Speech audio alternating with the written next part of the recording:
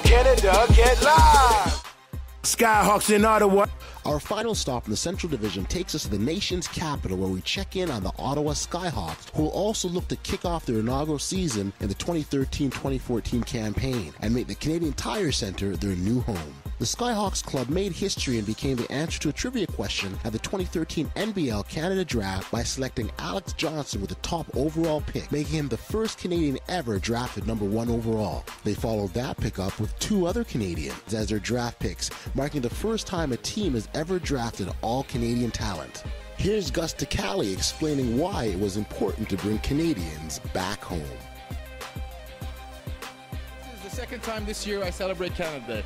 Today we're going all Canadian. We want to make sure to bring our talent home. Ever since we started working with this franchise a year and a half ago, I've always been focused on building Canadian content. There are a lot of great Canadian players that are playing overseas, that are playing in the United States. We wanted to bring them back home and play on Canadian soil amongst their family, amongst their friends in their own city where they can represent. Ottawa continued to add talent with a bevy of quality free agent signings, including the likes of Ryan Anderson, explosive guard Mike Rose, slam dunk phenom Justin Tubbs, and former St. John Millrat and All-Star Jerice Crouch. The biggest obstacle the Skyhawks will have to face in the early going is building team chemistry with all these new faces.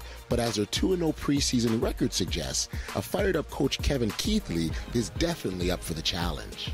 The Skyhawks have had a busy offseason leading up to the inaugural tip, and now are ready to prove that Ottawa's got game. Get locked. That's how we ball. NBL Canada, get locked.